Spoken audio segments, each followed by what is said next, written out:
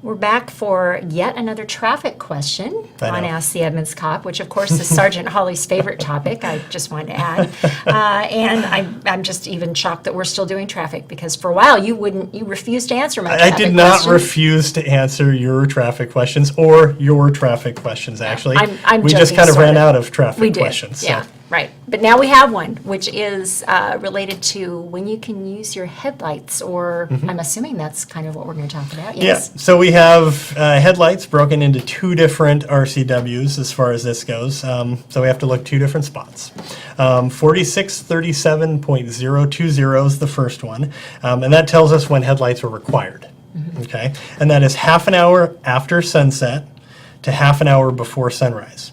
So obviously this will change as the year goes on. Summertime, you don't have to technically use your headlights as much as you Right. do during the fall and winter time. Okay, or anytime insufficient light conditions make it so other vehicles are not clearly discernible at a distance of 1,000 feet. All So right. when you can't see other vehicles at 1,000 feet. So this covers a variety of weather conditions. So it may be, 9 o'clock. We had some really dense fog recently. Yeah, we did. Yeah, and it didn't clear off for a while, even at 8, 9 o'clock in the morning. So that's clearly after sunrise. Yeah. But you can't see anybody. So headlights are required. So Okay. that's atmospheric conditions. Yeah. So, and it's important to note that there's nothing that says you can't have them on at any given point in time. Right. So a lot of vehicles come with daytime running lights now, and I think if you look at some of the data, headlight usage, it's just another way of being visible, which is always good. Yeah. So there's no issue with running around with them during the daytime hours, and try it sometime. Or sometimes you'll notice people like, man, why do you have your headlights on? But you still notice them. Yeah, right. And that is kind of the point. Yeah. The other spot we have to look is 4637.230, and this talks about high beams. Oh, yeah. That's always a question for people, I think. Yep. What to do.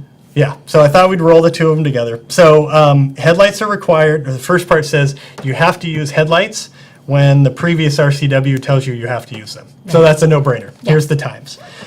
Then for high beams, it says you can use them anytime except when oncoming vehicles are within 500 feet of you.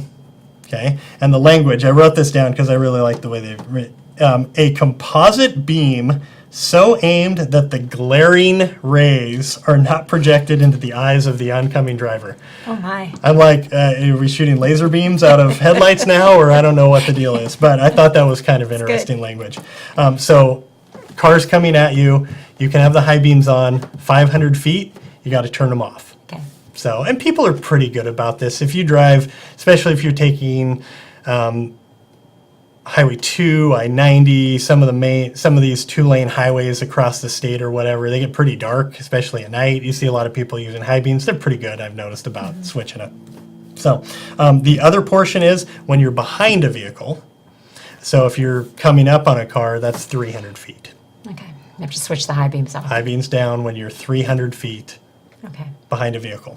One other interesting fact for you, and I scavenged this one out of a different RCW, 47.04.180. I kind of stumbled across this one doing the research. Allows for cities and counties to petition the state transportation department to create 24-hour headlight areas on highways in their Right. jurisdiction. Okay. And you may see some signs, especially when you get to Eastern Washington area, say headlights required, Yeah.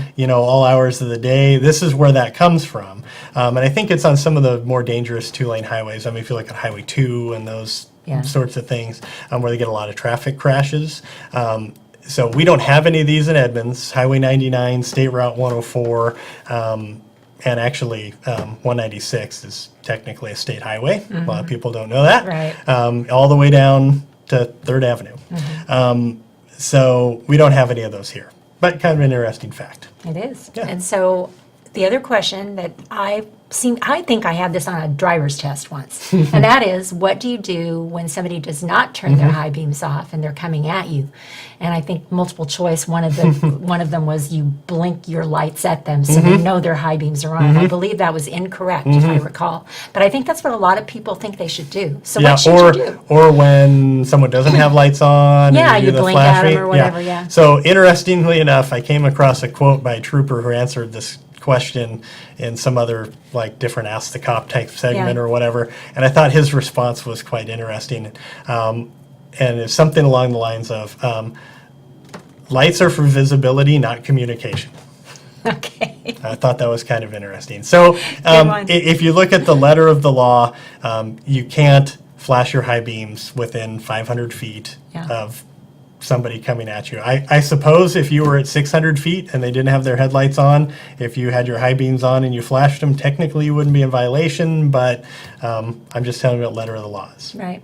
So it not in the category of high beams, just regular lights, and you see somebody in the darkness coming at you and they don't have their headlights on. You shouldn't be flashing That them would either. flash your lights. Yeah. Okay. All right.